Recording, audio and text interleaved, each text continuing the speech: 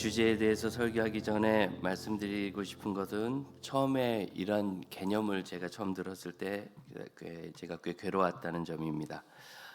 계속 강의를 들으면서 분노하고 또 저렇게 생각하는 것은 정당하지 않고 죄가 아닌가 그런 마음도 좀 들었습니다. 그만큼 한국 기독교 사회에서는 거의 언급되지 않던 주제가 권리 주장, 자기 주장 뭐 이런 내용이겠습니다. 왜 그러냐면 산상수훈에서 특히 마태복음 5장에서 우리 주님께서 속옷을 갖고자 하면 겉옷도 주어라, 오리를 가자 하면 심리도 가 주어라, 내게 요청하는 사람에게 거절하지 말고 꾸고자 하는 자에게 거절하지 말라, 이런 말씀을 하셨기 때문에 마치 우리는 스스로 자기 권리가 없이 뭐든지 다 내주고 이렇게 원하는 것을 해줘야 되는 듯한. 그런데 그런 분들이 참 재밌는 게 이 세상 사람들이 교회 와서 요구하면 쩔쩔매면서 다 해주면서 교인들끼리 부탁하면 안 해주고 싸우고 그러더라고요. 다툼도 있고. 그래서 이것도 부조리하다 그런 생각을 좀 했습니다. 왜냐하면 성경의 기본적 진리는 할 수 있는 대로 우리가 선한 일을 하되 믿음의 가족에게 더욱 하라. 그래서 믿음의 가족 공동체가 먼저 서는 게 우선인데, 마치 한 집안 식구 같아서 그런지 우리가 식구끼리는 좀 편하게 하잖아요. 그래서 밖에 나가면 잘하고, 여러분 자녀들이 교회 오면 너무 잘해요. 그래서 저는 아주 좋습니다. 그 아이들의 부모가 아니라서. 그 아이들의 부모는 못 볼 것 많이 볼 텐데 교회 올 때는 다들 점잖고 얼마나 말도 잘 통하고 좋은지. 예. 그래서 늘 말씀드리지만 부모님들이 아이들이 집안에서 조금 흐트러진 것 가지고, 아니 많이 흐트러졌더라도 너무 걱정 안 하셔도 돼요. 나가면 알아서 있는 척 잘해요. 그런데 마치 그런 것처럼 교회 안에서는 너무 편안하게 하고 서로에 대해서 때때로는 좀 빡빡한 것도 느껴요. 아이 그 전교인 수련회 좀 순장에 가달라고 하면 가지, 뭘 또 그렇게 뭐 끝까지 땡기고 밀고 고등학생처럼 그러세요. 예? 이렇게 바깥 사람들이 오리를 가자고 하면 이걸 심리를 가져야 되나 고민을 많이 하면서 교회 안에서 권사님들이 부탁하면 또 잘 안 듣고 그런단 말이죠. 이게 왜 이런 문제가 있는가? 우리가 권리 주장이라는 것을 건강하게 생각해야 되는데 그렇지 못한 거죠. 우리 주님의 가르치심은 항상 늘 양면이 있습니다. 예, 그래서 사랑하고 용서하고 늘 들어주시고, 예수님이 그 자리에 모인 사람들을 불쌍히 여기셨지만 또한 그렇게 불쌍히 여긴 예수님께서 독사의 자식들아 하고 호되게 책망하신 것도 있고, 또 가룟 유다가 끝까지 그가 배반하는 그 밤까지도 예수님의 애를 써서 그를 회복하셨지만, 또 신약 성경의 가르침은 우리에게서 갈려져 나간 사람은 그냥 갈려지게 하라. 그걸 붙잡으려다가 공동체가 그 사람에게 맞춰주느라고 원칙이 사라지고 기본이 사라지는 문제가 없도록 하라. 그리고 다른 사람에게 꾸고자 하는 자에게 거절하지 말라 하신 주님께서 적절한 이자를 받되 과하게는 받지 말라라고 성경에 말씀하시는 거예요. 늘 양쪽이 있는데 한쪽만 강조해 가지고 하는 것을 이제 최근에는 레디컬 메시지라고 해서 아주 치우치고 급진적인 메시지가 성도들을 많이 방황하게 하고, 사실은 저도 그런 사람 중에 하나였습니다. 그런데 이 강의를 들을 때 이런 얘기를 하시는 거예요. 뭐 오래전 일입니다만 어떤 분이 이제 사시던 집이 좀 좁아서 아이들도 컸고 조금 큰 데로 아파트로 옮겨가고 싶었어요. 그래서 이사를 가시려면 이제 이 집을 팔아야 되잖아요. 또 파는데 그때 돈이 한 2억 3천만 원 했답니다. 내가 이사 가고 싶은 집은 한 3억 5천만 원 했답니다. 지금은 그런 집 어디 있어 싶지만 전 정부가 아파트값 그렇게 올리기 전까지는 그 정도에서 조금 올라간 물가 상승률 수준이었어요. 기억하십니까? 하지만 제가 사는 집도 3배나 올랐으니까 그런 거죠. 그래서 이렇게 해서 가려고 하고 이제 내놔서 계약이 체결됐습니다. 보통 체결될 때 여쭤보니까 집을 매도하는 경우에는 한 3개월에서 6개월 정도 기간을 두고 계약을 맺고, 그렇게 하고 이제 3개월이나 6개월 뒤에 완전히 명도를 하기로 된다 그러더라고요. 집을 내어주기로. 그래서 이제 집을 내줘야 거기서 나도 계약금 좀 받아서 모아놓은 돈하고 융자도 좀 얻어가지고 그 계약서 기준으로 해서 다음 집을 나도 계약을 할 거잖아요. 그래서 기간을 좀 잡고 하는 거죠. 그래서 잘 팔아서 그럼 2억 3천만 원짜리니까 계약금을 얼마 받아야 돼요? 일부 때는 대답을 잘 하시더라고요. 막 갑자기 일부 때 피곤하시다가 돈 얘기 나오니까 대답이 팍팍팍팍팍. 그래서 저도 집을 안 사봐서 모르는데 그분들이 다 가르쳐 주셨어요. 2,300만 원 10% 받는다고. 10% 받아서 이제 나도 갈 집을 알아보는 거예요. 한 두어 달, 세 달 걸려가지고 이제 적절한 집은 찾았어요. 그래서 내일 그 집을 계약해야지. 이제 받았던 돈하고 무한돈 돈하고 은행에서 융자받기로 한 돈하고 이렇게 계산이 딱 나왔어요. 그래서 이제 가려고 하는데 그날 밤에 갑자기 계약자가 찾아오더니 집을 사기로 하신 분이 자기가 착각을 했다고, 자기가 그 규정을 피해갈 수 있는 줄 알았는데 못 피해서 만약 이 집을 사게 되면 뭐 무슨 양도세 뭐 이런 게 복잡한 게 전 잘 모르는데, 그래서 세금을 너무 많이 내게 된 거예요.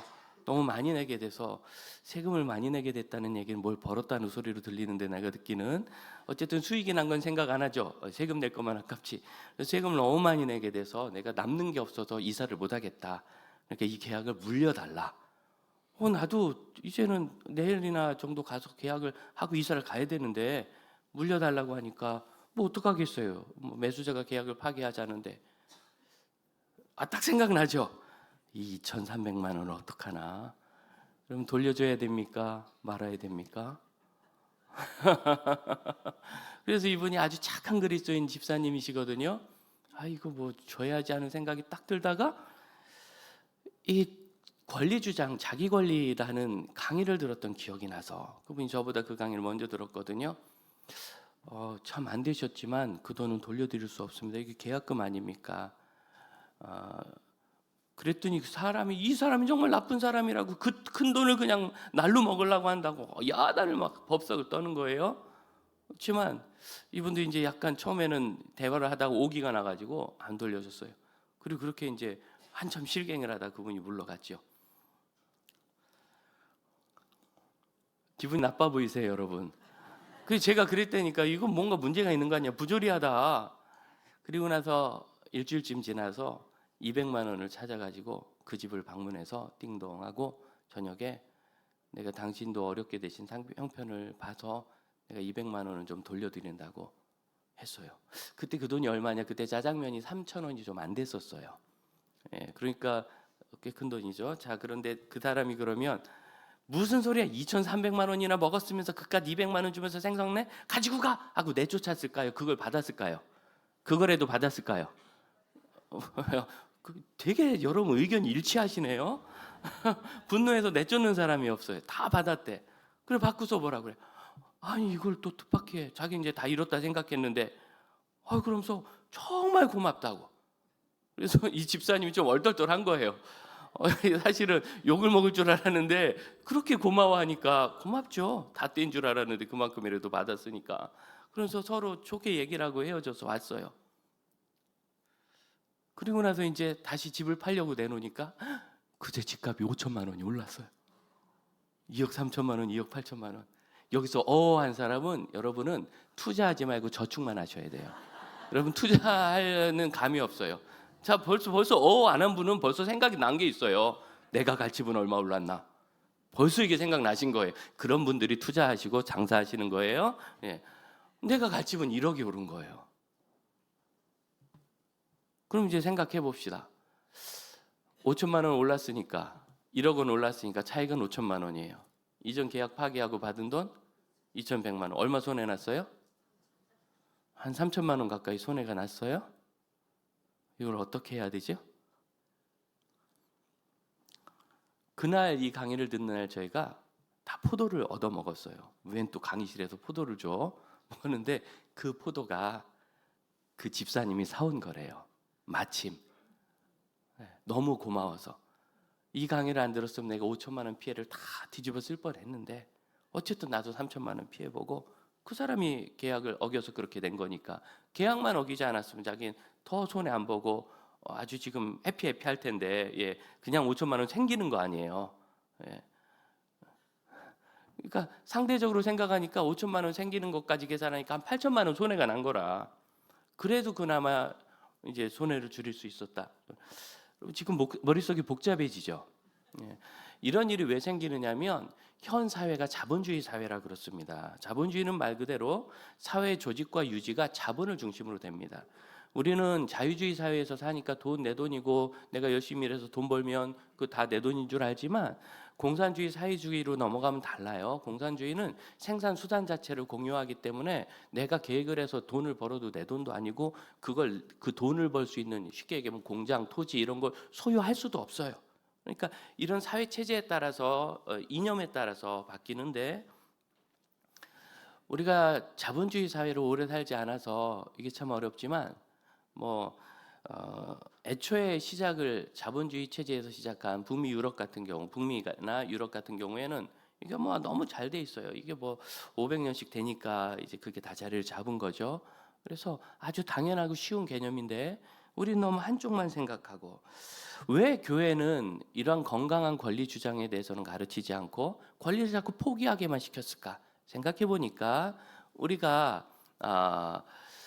그 왕정에서 민주정으로 넘어오면서 그 기간이 굉장히 짧고 급격했던 거예요. 급격했던 것.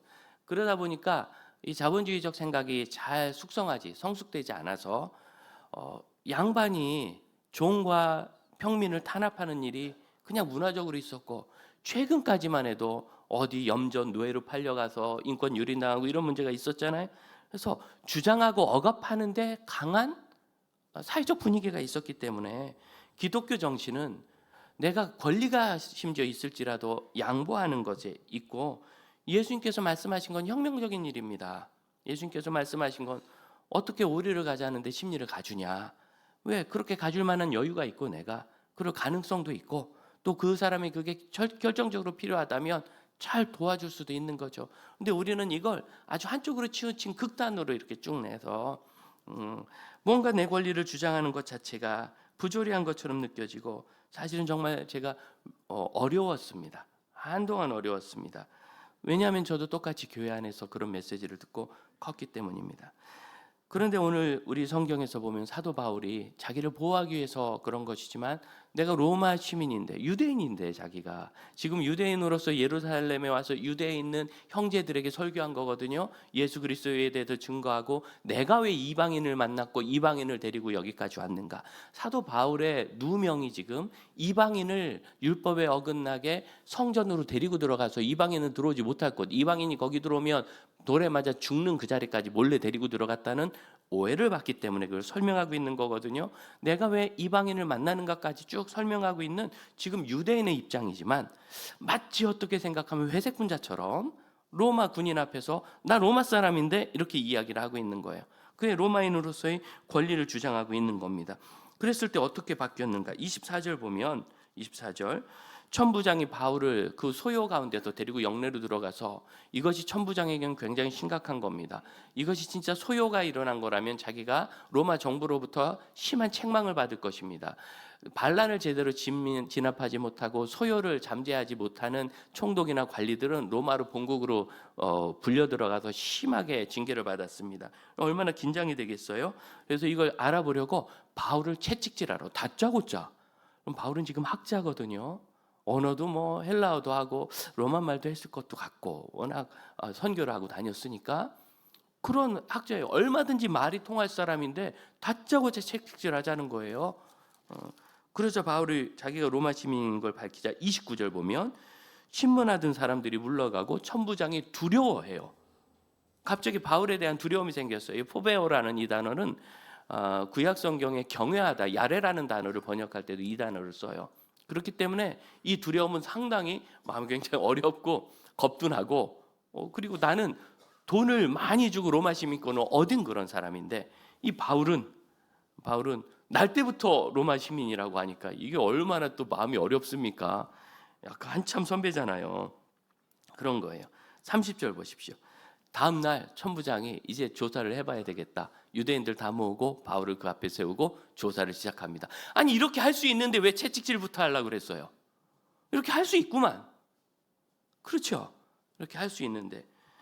그래서 그리스도인이 자신의 권리를 건강하고 합당하게 사용하면 좋고 합리적인 결과를 가져올 수 있습니다.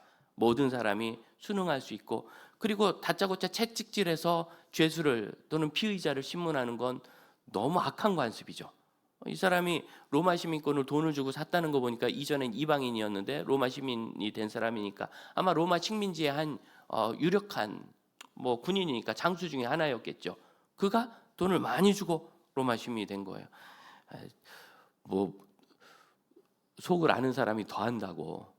속을 아니까 더 그냥 피지배민 입장을 봐서 당신은 어쩌다 이렇게 소유에 휘말렸어 알아볼 수도 있는데 그냥 다짜고짜 채찍질하려고 하는 거예요. 그래서 건강한 권리 주장을 우리가 잘 할 수 있어야 합니다. 이 시대가 그런 시대고, 특별히 오늘은 제가 처음 시작에 돈과 관련된 말씀을 드렸는데 왜 그러냐면 자본주의 사회에서는 많은 약속, 계약, 언약이 돈을 중심으로 되기 때문입니다.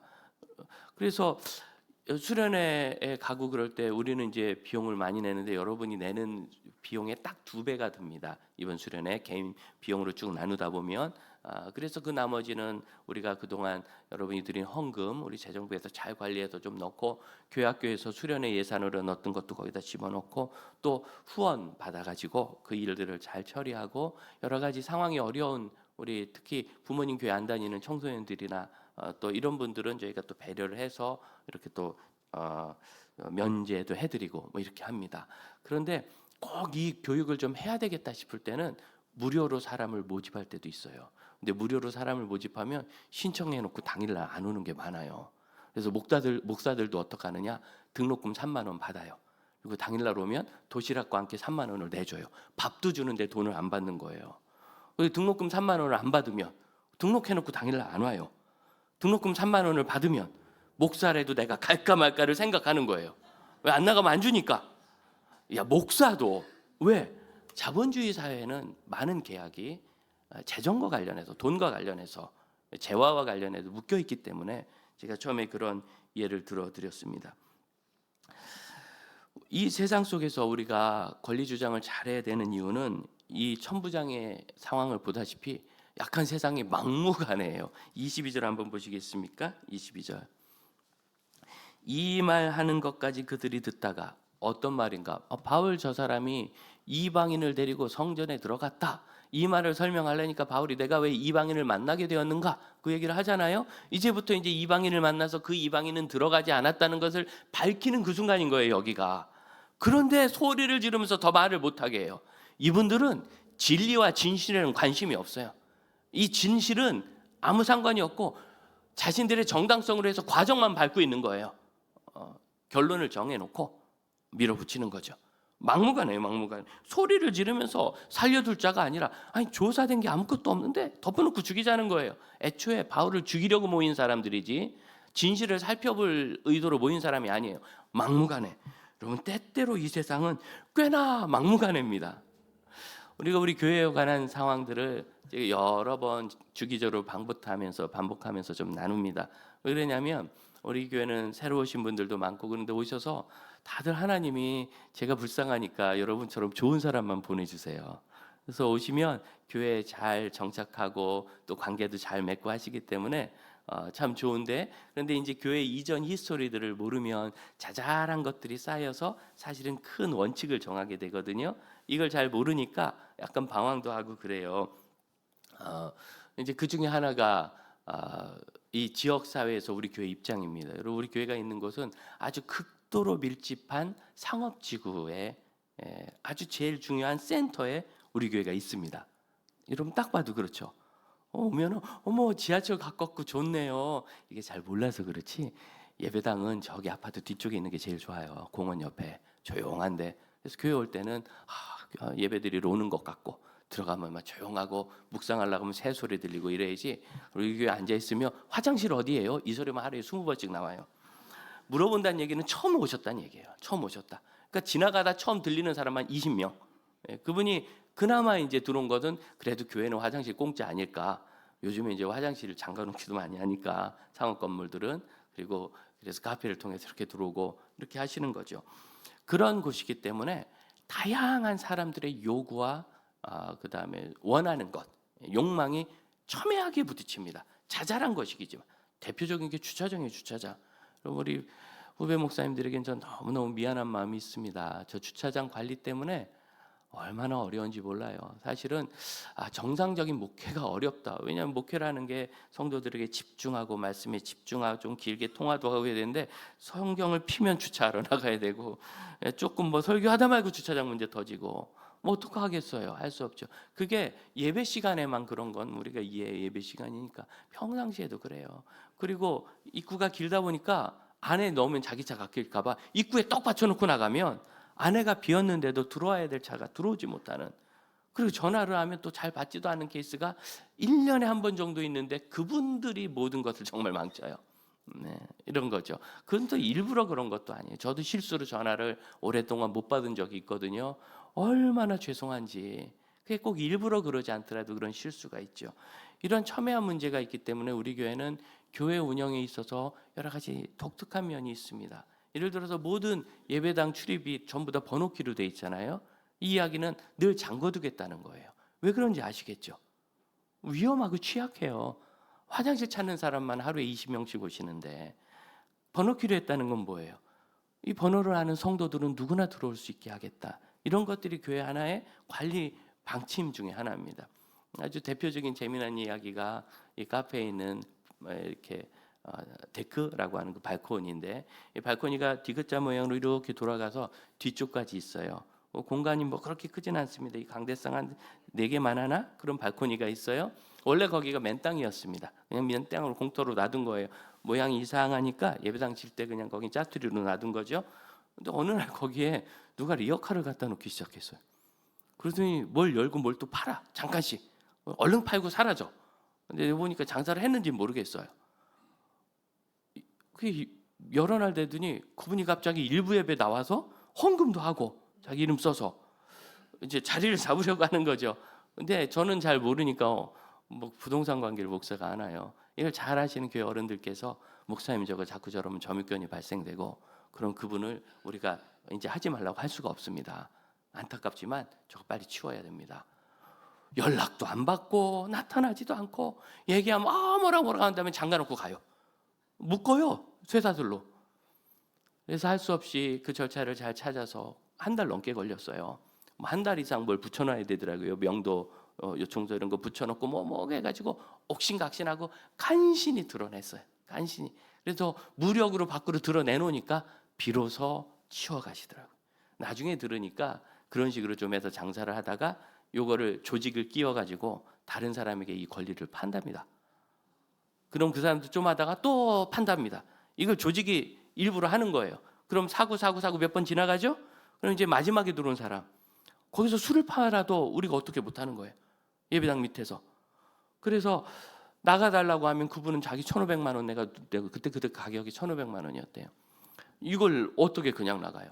들어 누우면 꼼짝없이 교회가 돈을 물어주고 내보내지 않으면 큰일 날 수 있잖아요. 이야, 이런 눈 떠도 모를 배가는 세상에 우리가 살아요. 돈이 그렇게 무섭습니다. 그 돈을 벌려고. 그래서 이대로 두면 안 되겠다. 그래서 거기 데크를 올리자.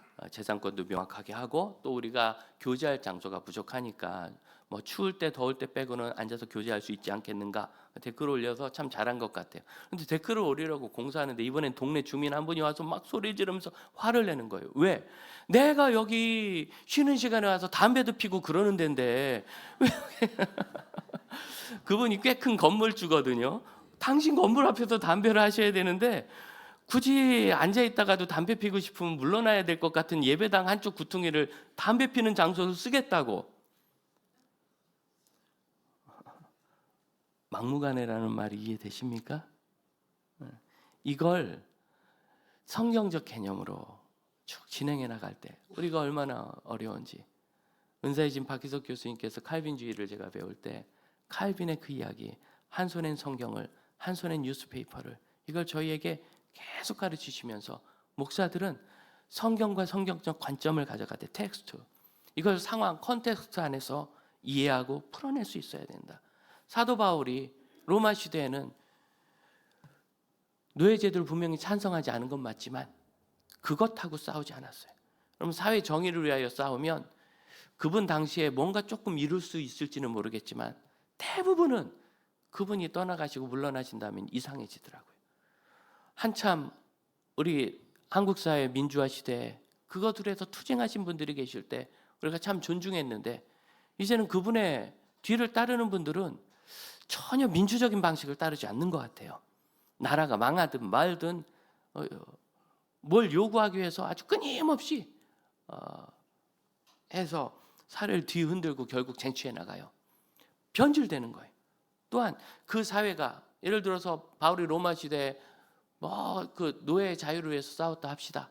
그런다고 그게 성취되지는 않을 거예요. 왜냐하면 사회가 성숙해야, 사회가 성숙하고 사람이 복음화되면 유럽으로부터 노예제도가 폐지되고 이제는 전 세계 노예제도가 공식적으로 사라지는 것처럼 사라질 거지만, 사회가 성숙하지 않은 가운데서 물리력이나 무력으로 그것을 억지로 바꿨다, 그게 유지가 되겠습니까?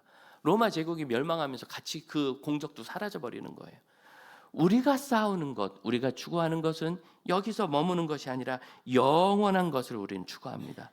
그렇기 때문에 때때로 그것이 성경적 가치관에 맞지 않을지라도, 특히 선교사님들이 선교지 가서 전도를 했는데 너무나 놀랍게 추장이 예수를 믿었는데 불사 부인이 5명이네. 이걸 어떡하나 하는 심각한 문제.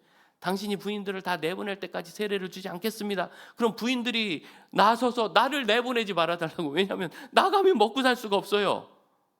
여러분, 이 일을 어떻게 처리하시겠습니까? 우리는 성경적 가치관을 그 시대에 있는 사회와 상황 속에서 바로 이해하는 지혜가 필요합니다. 그래서 어려운 거예요. 생각해 봤어요.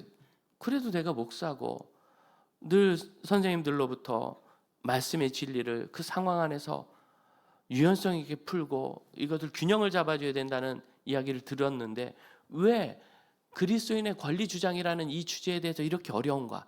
제 자신이 그걸 외면하고 살았어요. 골치 아프잖아요. 줘버리고 봐라. 줘버리고 봐라. 교회 좀 도와달라고 오는데 요즘엔 좀 걱정이 돼요. 한동안 안 보이셔서. 근데 이렇게 멀쩡하다 교회에만 오면 눈을 이렇게 하고 이렇게 오시는 분이 계세요. 우리가 보면 너무 재밌는데, 그래서 이제 500원이라도 1000원이라도 주면 그걸 잘 모아가지고 술로 하고 바꿔 드세요. 이게 돕는 게 아니에요. 돕는 게. 그래서 안 되겠다 싶어가지고 부교역자들이 고민을 하다가 라면을 드렸어요. 그랬더니 이 라면을 아주 좋아하면서 갖고 가더니 편의점에서 술하고 또 바꾸시더라고. 재주가 좋아요. 그래서 고민하다가 라면의 비닐을 제거하고 드렸더니 그것 듣지 말라고 막 얼마나 야단을 하시는지. 그냥 돈 줘버리는 게 제일 쉬워요. 외면하는 거죠. 그분이 그걸 뭘 하든 나는 줬다. 성경에 꾸고자 하는 자에게 거절하지 말라고 하셨으니까 나는 거절 안 했을 뿐이다 라는 것이 과연 우리 하나님 앞에서 정당성을 가질 수 있는가? 고민 없이 흘러가는 대로 나 좀 편하게 편하려고 사실은 외면하고 지금까지 지낸 거예요. 하지만 돈을 주는 것은 돈만 있으면 되지만 그를 돕는 것은 끝없는 어려움입니다. 전도가 어려운 이유가 뭡니까? 아이들을 어떻게든 꼬실레이션해서 하루 데려다 놓는 건 가능하고, 어떤 사람에게 부탁하고 애결하고 협박하고 사주고 뇌물을 줘서 하루 데려오는 건 가능하지만, 그가 그 공동체 안에 정착하게 하는 일은 인생이 걸릴 만큼 어렵습니다. 쉽지 않습니다. 모든 사람이 아주 어려운 어린 아이, 돌 지나지 않은 우리 전 목사님 딸까지도 자아가 있어가지고 이 한마디로 엄마 아빠를 들었다 놨다 하는데, 그런 12달도 되지 않은 아이도 그러는데 30년 60년을 이 세상에서 산전수전 공중전 다 겪으면서 오신 분들을 우리가 어떻게 쉬운 방법으로 해결할 수 있겠어요? 이건 쉽지 않은 일입니다. 그러니까 사실은 저도 외면했던 거예요. 그러다 어느 날 선배 목사님으로부터 도망갈 수 없는 지점에서 강의를 듣는데 얼마나 괴로웠겠습니까? 그때 그 일이 저를 정말 잘 일깨운 일인 것 같습니다. 특히 이 22장에서 이 경우를 우리에게 말씀으로 전해주시는데, 사실은 빌립보서 16장에서 사도 바울이 로마 시민권을 이야기한 적이 한 번 있습니다. 그때는 매도 맞았어요. 감옥에도 갇혔어요. 그 밤을 보내고 얼마나 아프겠어요. 여러분, 채찍질이 보통 그냥 몇 대 맞고 끝나는 게 아닙니다. 이거 10대 이상 맞으면 목숨이 오락가락하는 심각한 징계예요. 그래서 그렇게 어렵게 됐을 때 그 다음날 이제 당신 나가라고 합니다. 그랬더니 그때서야 매 다 맞아놓고, 당신들이 로마 사람인 나를 재판도 없이 가두고 때렸는데 이제 와서 그냥 나가라고? 당신들 리더에게 와서 나를 모시고 나가라고 해라. 그가 와가지고 쩔쩔맵니다. 이거 그대로 고소되면요 황제까지 바로 올라가고 그 관리는 목숨을 부지하기 어렵습니다. 그 당시에 엄한 율법으로. 그래야 로마인들의 권위가 보장될 거 아니겠어요? 그래 뭐 사정사정하죠. 그럼 생각해 보는 거예요. 맞기 전에 얘기하지. 맞기 전에. 전혀 다른 두 개의 케이스를 성경이 우리에게 전하는 때 저는 이 22장의 케이스를 성령께서 누가를 통하여 우리에게 꼭 전해주고 싶으셨다고 믿습니다. 그리스도인들아 치우치지 말라. 한쪽만 보면 안 되고 반대편도 보아야 되며 그 속에서 균형을 잡으라. 빌립보 감옥에 갇혀서 그 밤에 바울과 실라가 기도하고 찬송할 때 지진이 나고 옥토가 열리고 묶인 게 다 풀리고 이 놀라운 기적으로 인하여 빌립보 간수가 바울 앞에 무릎 꿇고 제가 어떻게 해야 구원을 얻습니까? 그 유명한 16장 31절 주 예수를 믿으라 그리하면 너와 내 집이 구원을 얻으리라 하신 말씀이 거기 주어져서 지금도 우리가 그 말씀 붙잡고 기도하잖아요. 저도 저 부모님 위해서 기도할 때 18년을 주 예수를 믿으라 그러면 너와 내 집이라고 하셨으니까 이건 약간 제가 저 편한 대로 해석한 거예요. 우기는 거예요. 우리 집도 구원하셔야 된다고 하나님 책임지시라고. 하나님이 한 말로 한 입으로 두 말 안 하시는데 이럴 때는 아기처럼 조금 모르는 척하고 우갈 필요도 있어요. 우겼더니 18년 만에 아버지 어머니 예수 믿고 그렇게 된 거 아니겠습니까? 우리에게 구원의 믿음을 주는 이 귀한 말씀은 사도 바울이 매를 맞고 감옥에 갇혔기 때문에 우리에게 왔습니다. 그리고 빌립보 간수와 그 가족이 그 밤에 예수를 믿고 전부 세례를 받았고 빌립보 교회는 그 이후로 정말 잘 성장해서 사도 바울을 제일 가까이서 끝까지 후원하는 좋은 교회가 됐습니다. 그래서 그 빌립보서가 사랑 깊은 신뢰와 우정과 하나님 나라에 대한 감사 가운데 우리에게 전해질 수 있었습니다. 이 좋은 결과가 생겼죠. 여기서 이제 고민스러운 건 이겁니다. 하나님이 우리에게 주신 권리는 사용한다고 악한 것도 아니고 또 절제한다고 바보가 되는 것도 아닙니다. 어떤 때는 사용을 하고 어떤 때를 절제를 해야 되는데 어떤 때 사용하는가? 우리가 이 권리를 사용하는 목적이 개인적 이익이나 상대방을 괴롭히는 불의함이 아니라 하나님 나라의 영광과 복음의 확장을 구하는 선한 의도를 가졌을 때 사용할 수 있습니다. 선한 의도. 또한 그 선한 목적으로 해서 우리가 스스로 권리를 제한할 수 있습니다. 그럼 목사님 언제 사용하고 언제 제한합니까? 여기에 대해서는 우리가 정답을 가지고 있지 않습니다. 그래서 고민해야 되는 거예요. 지혜로워야 되는 거고 기도해야 하는 겁니다. 성령께서 우리에게 어떻게 하면 될지 깨닫게 해주시고 그래서 성령님께 구하면서 겸손해야 하는 것입니다. 사용하는 것과 절제하는 것과 그 둘 사이의 차이를 구별하기 위해서 성경을 더 읽고 고민하며 기도하여 성령의 인도하심을 구할 때 우리는 이 땅에서 성령께서 우리를 사용하셔서 하나님 나라의 아름다운 열매를 맺으시는 것을 경험할 수 있을 줄로 믿습니다. 이 세상에서 완전한 권리를 누릴 수 있는 사람은 아무도 없어요. 착각하시면 안 됩니다. 이 세상에서 완전한 권리를 누릴 수 있는 사람은 아무도 없어요. 세상은 의롭지 않기 때문입니다. 하지만 하나님은 우리에게 그 아쉬움을 보장해 주십니다. 베드로서 3장 13절 그의 약속대로 의가 있는 곳인 새 하늘과 새 땅을 바라보도다. 의가 있는 곳은 새 하늘과 새 땅입니다. 그 일을 위해서 우리가 소망을 가지고 살아갈 때 하나님께서 우리를 통하여 세상의 변화를 이루어 가십니다.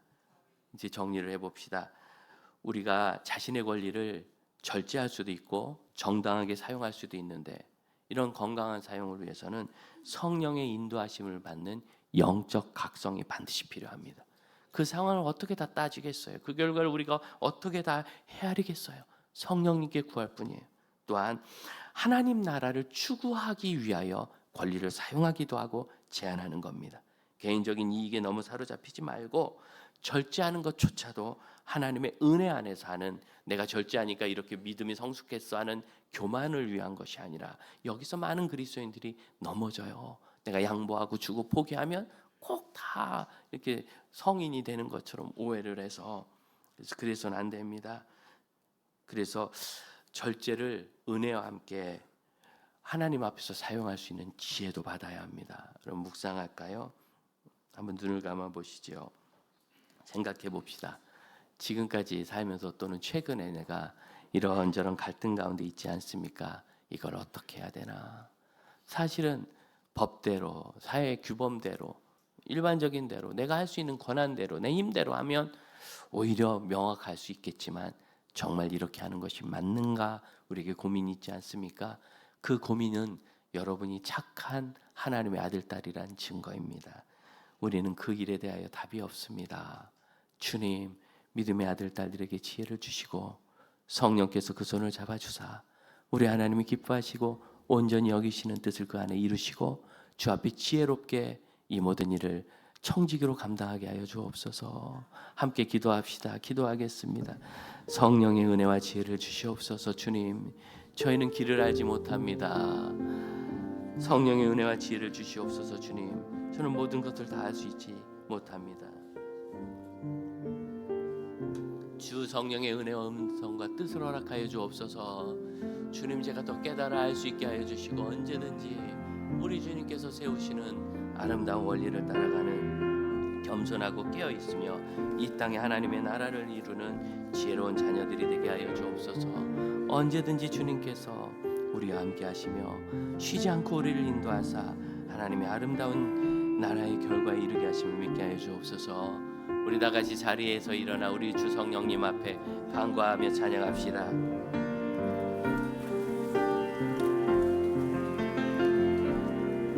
오늘 이곳에 계신 성령님, 우리에게 말씀하시고 우리를 가르치소서.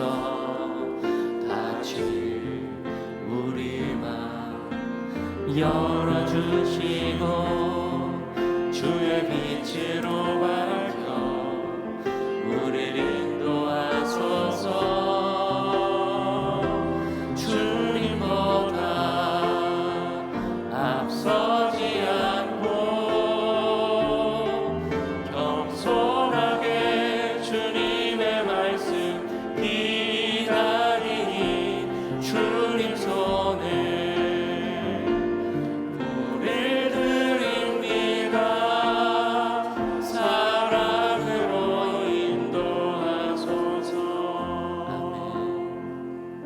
주님, 모든 결정의 순간에 저희는 너무나 약하고 어리석습니다.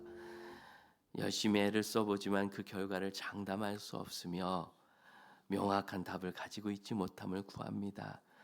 성경에 있는 대로 우리에게 모든 것을 아는 것을 허락하지 아니하심은 주를 의지하는 겸손함과 하나님을 의지하여 하나님 나라의 기준에 합당한 열매를 맺게 하게 하심인 줄로 믿사오니 주 앞에 겸손히 구하고 주의 인도를 따르고 순종하는 자녀들을 통하여 주 성령의 감화와 인도하심을 허락하시고 하나님 나라의 아름다운 뜻을 이루어 주시옵소서. 지금은 우리 주 예수 그리스도의 은혜와 하나님의 크신 사랑과 성령의 역사하심이 겸손하며 지혜롭기를 소망하는 주의 아들 딸들과 그들의 가정과 그들의 삶과 사랑하는 우리의 모든 선교지의 사역자들에게 성도들에게 이제로부터 영원토록 함께 하실지어다. 아멘.